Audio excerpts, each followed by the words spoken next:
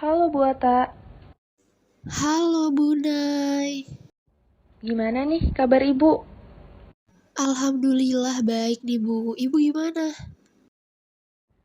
Alhamdulillah baik juga Bu. Oh iya, sini Bu duduk. Bu Ata, Ibu ngikutin masalah KLB polio di Jawa Barat kemarin gak sih Bu?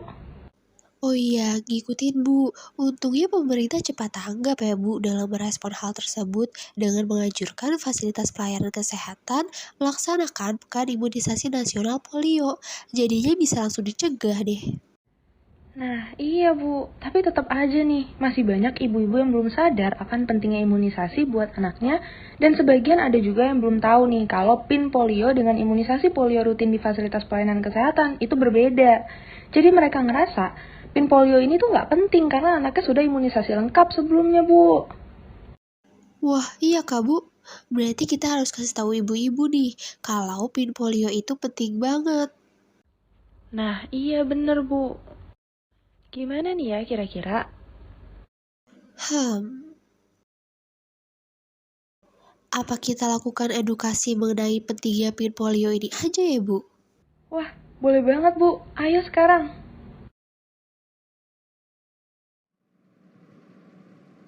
Halo ibu-ibu semua, jadi ibu-ibu tahu gak nih polio itu apa? Jadi, polio adalah penyakit menular yang menyerang sistem saraf dan dapat menimbulkan kelumpuhan dalam hitungan jam. Banyak kasus penderita polio meninggal karena mereka tidak dapat menggerakkan otot pernafasannya. Nah, virus polio sendiri ditularkan biasanya melalui feses oral. Jadi, virus masuk melalui mulut ketika seseorang mengonsumsi makanan atau minuman yang terkontaminasi feses penderita polio. Polio ini dapat menyerang pada usia berapapun, tapi polio terutama menyerang anak-anak di bawah usia 5 tahun di ibu-ibu, apalagi kalau anak-anak belum memiliki kekebalan tubuh untuk melawan virus tersebut. Pastinya sangat rentan tertular ya. Nah, tadi kan udah dijelasin ya mengenai apa itu polio. Terus, ibu-ibu udah tahu belum sih apa aja tipe-tipe dari polio ini sendiri? Yang pertama itu ada polio tipe 1, yaitu tipe Brunhild yang berawal dari nama seekor kera di mana tipe ini pertama kali ditemukan. Kemudian yang kedua, ada tipe Lansik yang ditetapkan menurut nama kota di Amerika Serikat di mana tipe ini ditemukan. Dan yang ketiga nih, yang terakhir, ada tipe Leon yang berasal dari nama seorang penderita yang pertama kali menderita penyakit ini.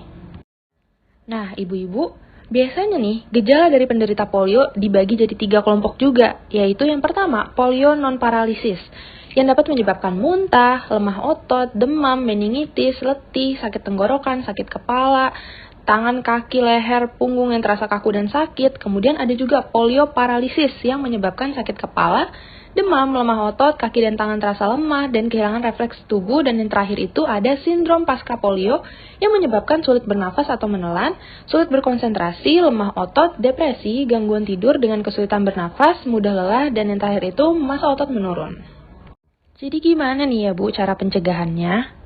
Nah, untuk menghindari pencegahan melalui kontak langsung atau droplet, bisa dengan menggunakan masker. Kemudian untuk pencegahan melalui pencemaran lingkungan atau feses oral, dan pengendalian infeksi dapat dilakukan dengan cara penerapan buang air besar di jamban dan mengalirkannya ke septic tank. Dan yang paling penting nih sebenarnya dalam mencegah polio ini tuh, kita harus meningkatkan kesadaran masyarakat akan pentingnya pemberian imunisasi polio pada anak-anak. Imunisasi merupakan salah satu upaya pencegahan yang paling efektif untuk mencegah berbagai penyakit. Imunisasi dapat memberikan kekebalan pada anak terhadap penyakit-penyakit yang dapat dicegah dengan imunisasi, salah satunya penyakit polio ini. Nah, imunisasi polio pada umumnya diberikan sejak anak lahir hingga anak berusia 4 bulan di ibu-ibu. Jadi harus dipastikan ya, apakah anak-anak ibu sudah diberikan imunisasi polio yang lengkap atau belum. Nah, tapi nih, mungkin ibu-ibu tahu ya, kasus yang kemarin terjadi, yaitu adanya kasus KLB di Jawa Barat. Padahal sebelumnya polio sudah dinyatakan telah tereradikasi. Terus ada nih kebijakan pemerintah yang menganjurkan tiap layanan kesehatan melaksanakan pekan imunisasi nasional polio. Gimana nih, apa ibu-ibu sudah melakukan imunisasi untuk anak-anak ibu?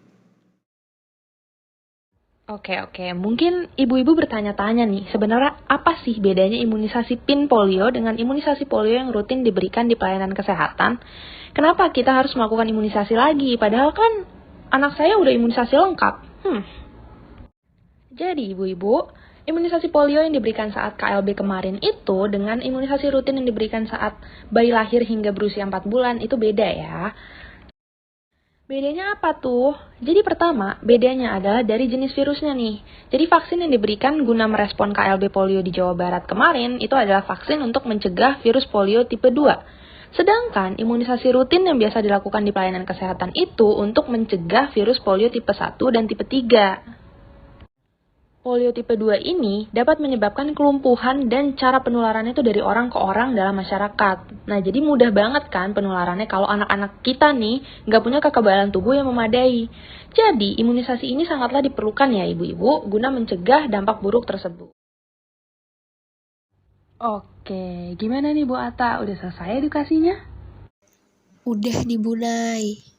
Wah, alhamdulillah. Semoga edukasi yang kita sampaikan bisa memberikan manfaat ya untuk ibu-ibu sekalian. Semoga ibu-ibu bisa lebih aware nih untuk menjaga anak-anaknya supaya terhindar dari berbagai penyakit dengan melakukan imunisasi. Amin. Baiklah, sekian dari kami. Sampai jumpa di edukasi kesehatan selanjutnya.